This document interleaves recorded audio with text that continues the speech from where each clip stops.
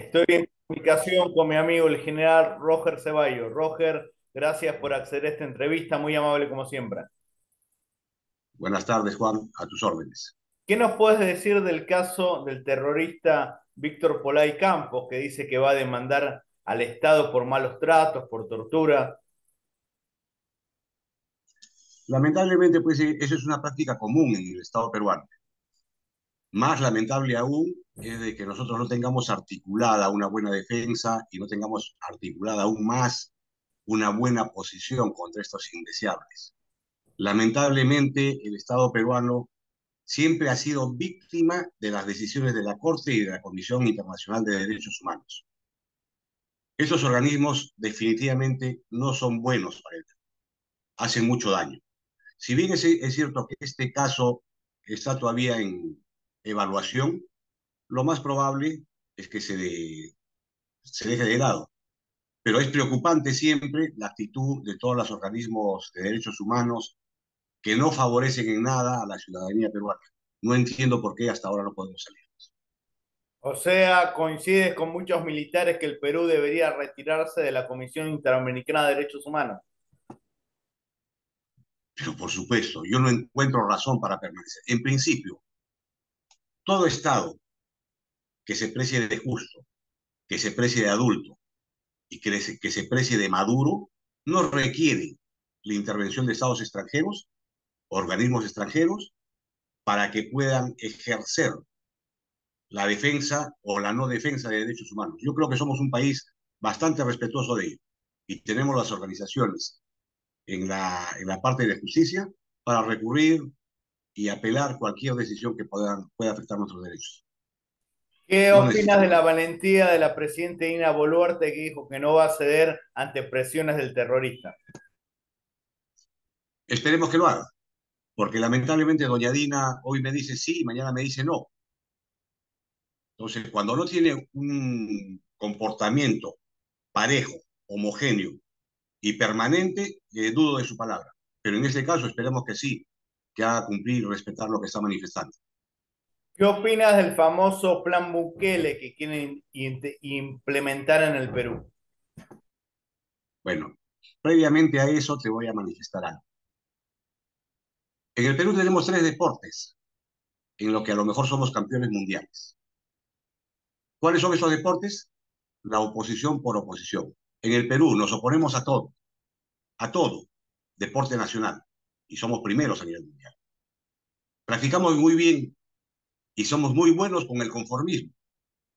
Nos gusta dejar las cosas como están, porque dejando las cosas como están, no nos sujetamos a críticas. No hago nada, nadie me critica. Y por último, es que somos muy fáciles en ceder a la crítica mediática.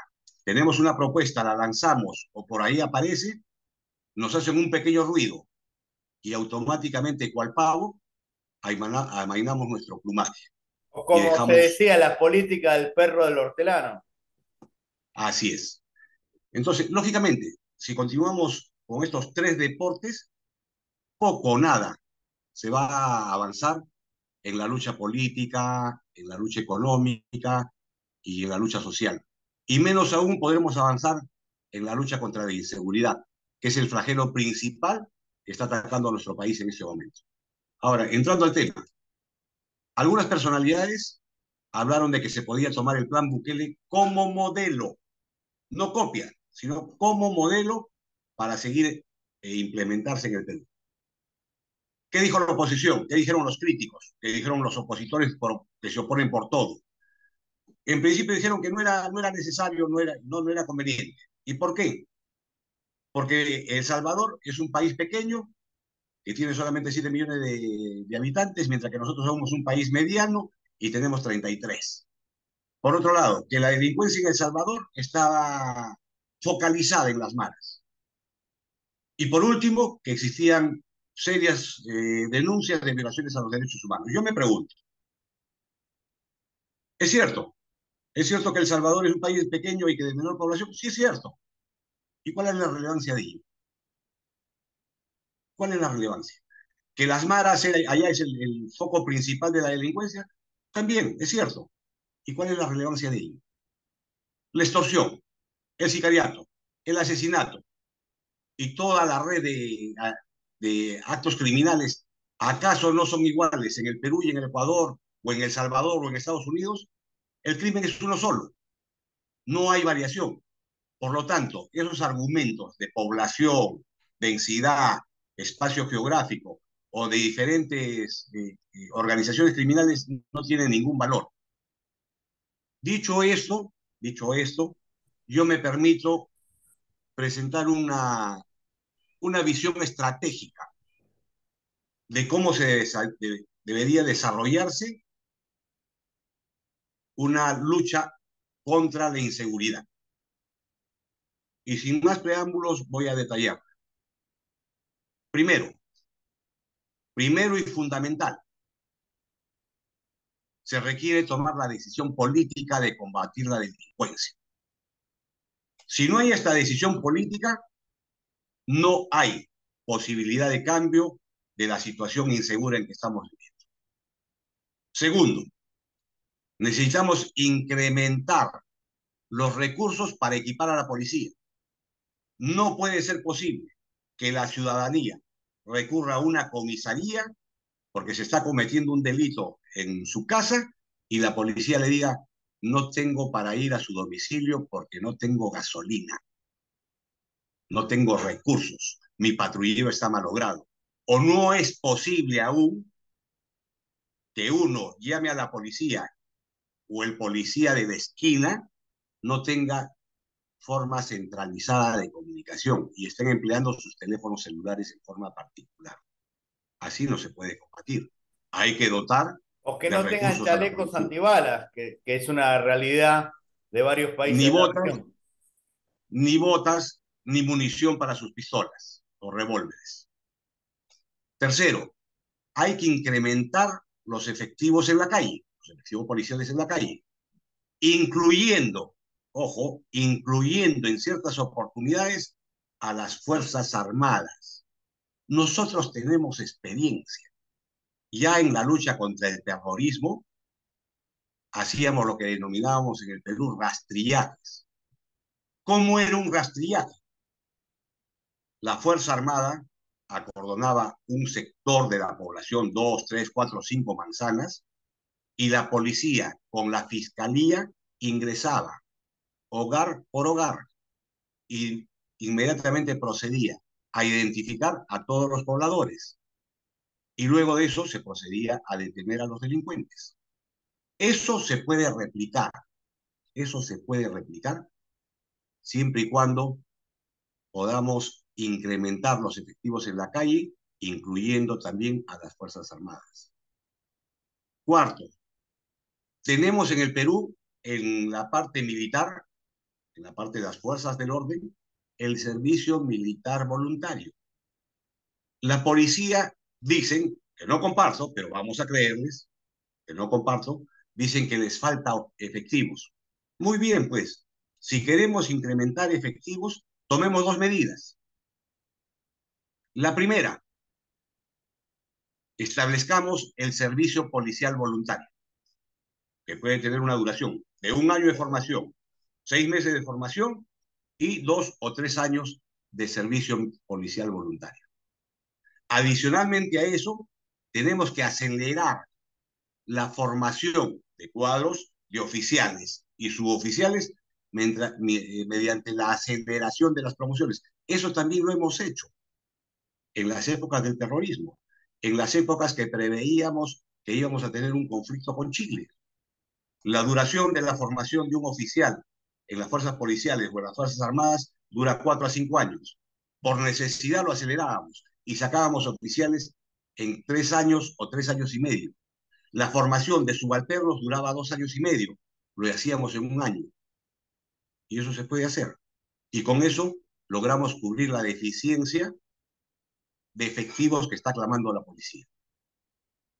Quinto, tenemos que implementar módulos de justicia.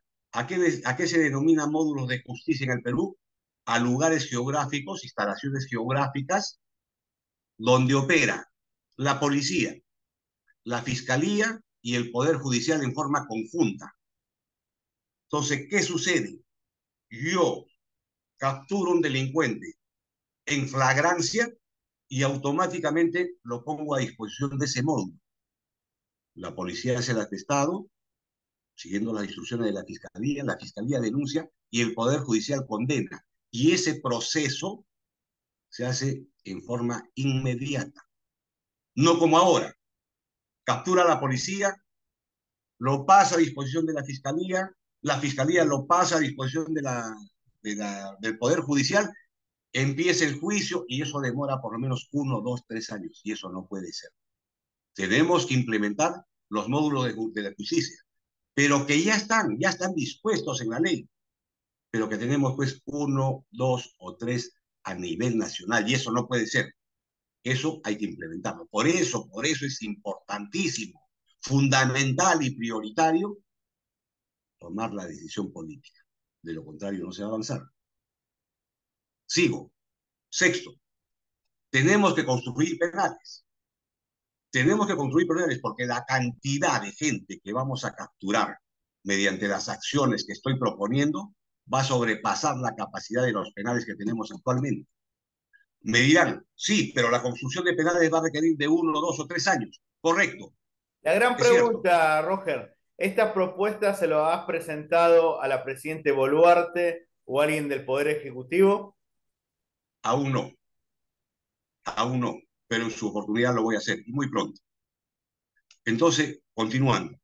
Capturado todos los delincuentes, me van a decir, ¿y dónde los colocamos? Porque la construcción de penales va a llevar cierto tiempo. Muy bien.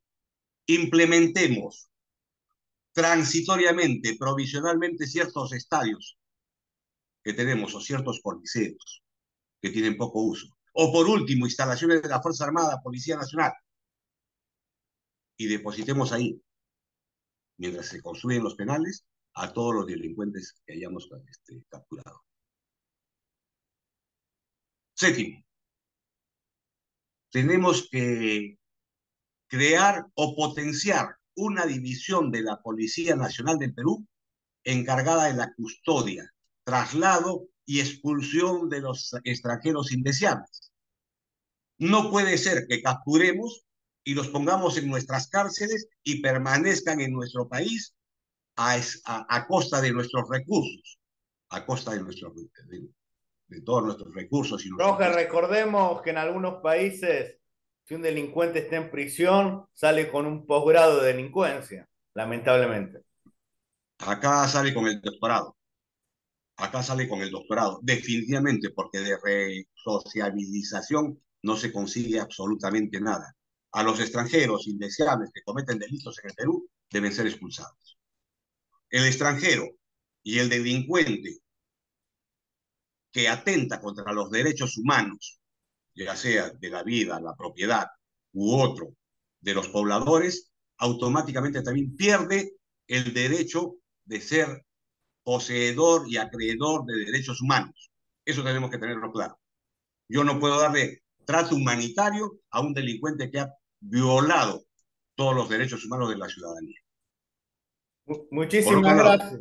Muchísimas gracias, Roger, por este brillante análisis. Como siempre, ahí estamos viendo tus diplomas. Tú eres una persona que se capacita permanentemente en cuestiones de seguridad. Ojalá que este plan se lo puedas presentar a la presidenta Boluarte e implementarlo. Quizás no en su totalidad, pero en algunos puntos sería interesante para el bien del Perú. Muchísimas gracias. ter termino con 2 Sí. puntos muy chiquitos. Termino con diciendo implementar la pena de muerte, para lo cual salir del Pacto de San José y modificación del marco legal, para que no tengamos un marco legal garantista, sino pasemos a un marco legal, como se denomina en Colombia, un código procesal del enemigo. Gracias, Juan, muy amable. Muchas gracias, que viva el Perú. Para más información, Viva por el favor, Perú. suscríbanse a mi canal de YouTube.